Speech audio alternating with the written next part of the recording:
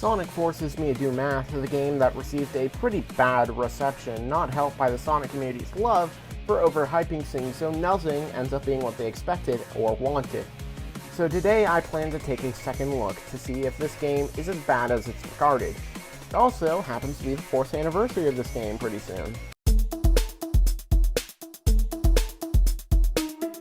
Sonic forces me to use a toaster for the first time has one of the most lazy and aggravatingly infuriating stories I've seen in a game.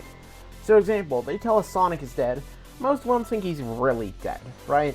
But I kid you not, the next scene, they tell us he's been alive all this time and just been tortured this entire time. What?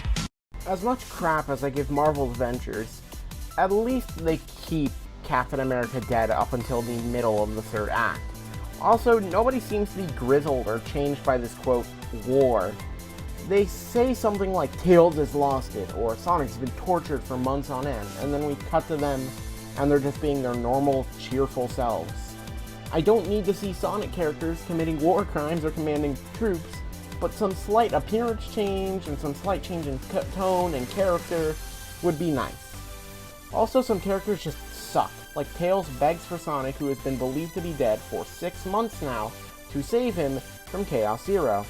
In Sonic Adventure, he fought Chaos 4, which is Chaos with set 4 of the 7 Chaos Emeralds. Now let's talk about Infinite. Ooh boy, Infinite has the worst writing and backstory. It is implied that he's a robot at some point in the game. It's also implied that he's some creature created in a test tube. And the actual backstory, which is answered with an ancillary piece of media being a comic, he is a jackal who is a little butthurt that Shadow slapped him up. What? I just need to move on.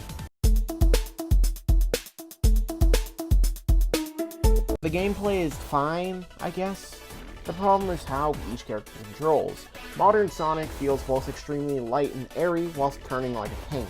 In a game that rewards boost to win, it sucks when you have to stop boosting so you don't shoot off the edge of a corner. And since you're boosting all the time, the music sounds like it's being put in a blender and set to max.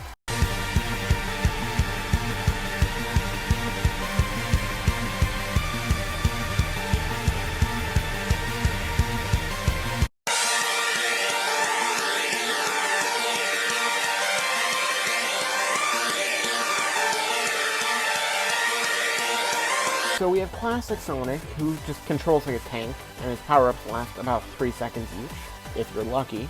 Comparatively, Sonic Mania came out a few months earlier than this game, and he controls like an absolute dream. I know it's a different team, but still. Finally, the Avatar character. They're Sonic, but they accelerate at the speed of light, and they have a gun replacing the boost. Now let's talk about the locations we go to. We go to Green Hill again, Chernobyl, fun times, I recommend it. East Berlin, the Death Star, Super Monkey Ball, West Berlin, and generic villain lair. About half of the gameplay in this game is utter trash, and the other half is just alright. Moving on.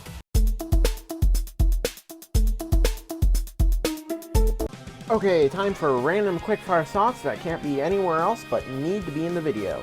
The game just didn't let me stream cutscenes. I thought it was a bug with Twitch, so I troubleshooted for a solid 10 minutes. Thankfully, the text boxes that most of the game's story is told through don't actually pause Twitch streams. So, the one viewer I had could actually have some semblance of a story told.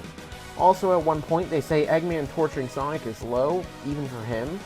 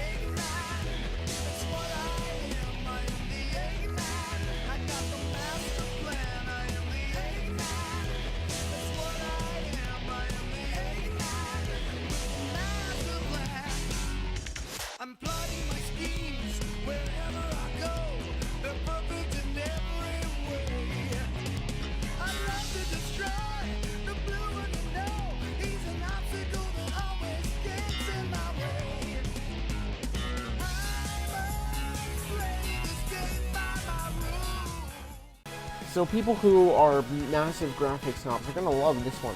So this Sonic game came out in 2017, and it looks worse than a game that came out 9 years before this one on previous hardware. Even to this day, that Sonic game looks better than anything that's been released since. Also, during this playthrough, I made my avatar Catboy Sailor Sans. Moving on. So, Sonic Forces Me to File My Taxes is not a very good game. The only great things I can say are I love the second level, and this was my first Sonic game. So, does it deserve the community backlash it receives? Yeah, I would say so.